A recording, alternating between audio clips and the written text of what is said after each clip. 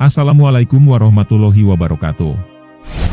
Sahabat muslim yang beriman, mendengar kata neraka, kita akan membayangkan keadaan yang menyeramkan dan menakutkan. Setiap orang pasti tak ingin menjadi penghuni neraka karena kengerian yang ada di dalamnya.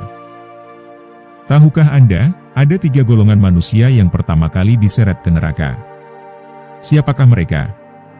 Berikut pesan Rasulullah Shallallahu Alaihi Wasallam yang membuat Abu Hurairah radhiyallahu anhu menangis. Hadis tersebut disampaikan oleh Rasulullah kepada Abu Hurairah ketika tidak ada orang lain bersama mereka.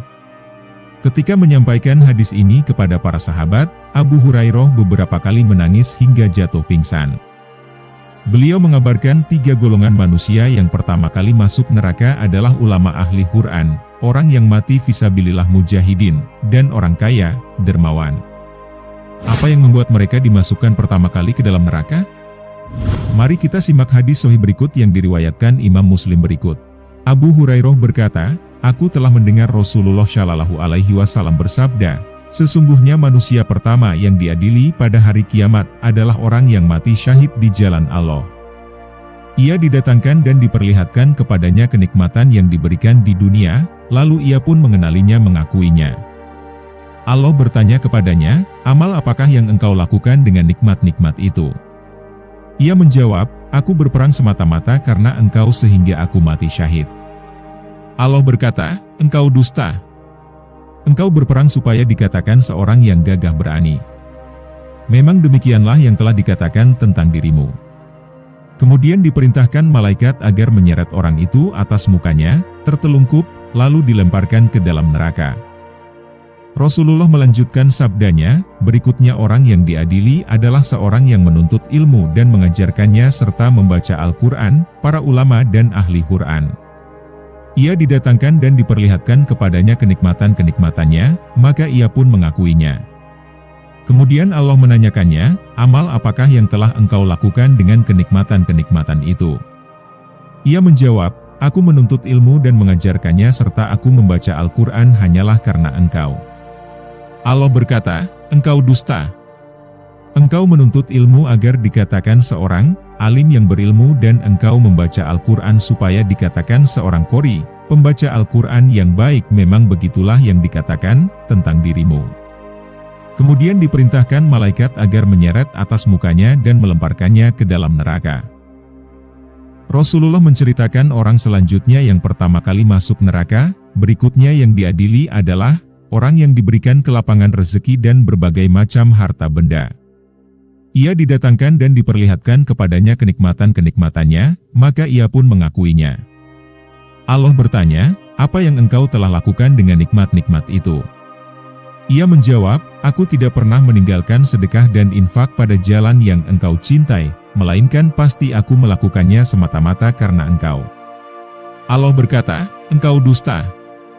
Engkau berbuat yang demikian itu supaya dikatakan seorang dermawan, murah hati, dan memang begitulah yang dikatakan tentang dirimu. Kemudian diperintahkan malaikat agar menyeretnya atas mukanya dan melemparkannya ke dalam neraka.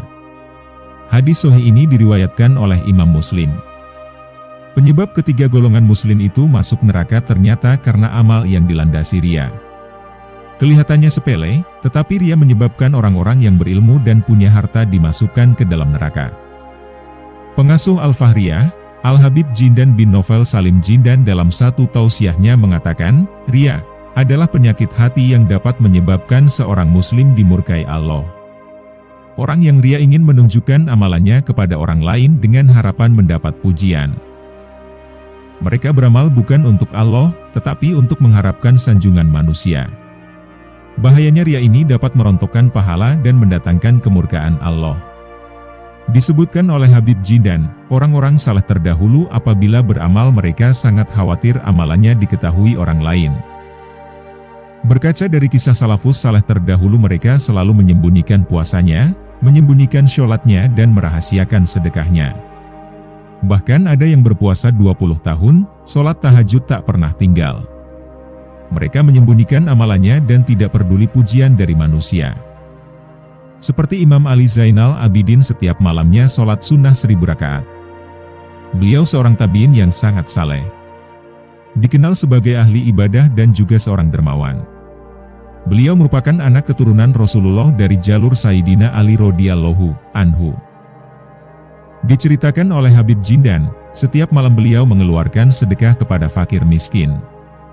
Sebanyak 150 rumah orang miskin dinafkahi beliau selama bertahun-tahun dan tak seorang pun mengetahui kebiasaan beliau tersebut. Setelah meninggal dunia dan jasadnya dimandikan, barulah amalan beliau diketahui penduduk Madinah. Orang-orang terkejut saat melihat bekas yang terdapat di tubuhnya. Di punggung Imam Ali Zainal Abidin, terdapat bekas hitam karena sering memikul karung berisi tepung yang dibagikannya kepada kaum fakir. Kemudian di bawah matanya terdapat goresan bekas kucuran air mata yang setiap malam menangis kepada Allah Ta'ala. Begitulah dahsyatnya para salafus saleh yang beramal semata-mata untuk Allah. Semoga Allah Subhanahu wa Ta'ala berkenan melindungi kita dari pedihnya azab api neraka. Amin ya Robbal Alamin. Semoga videonya bermanfaat bagi yang menontonnya. Demikian yang bisa kami sampaikan, kurang lebihnya mohon maaf. Wassalamualaikum warahmatullahi wabarakatuh.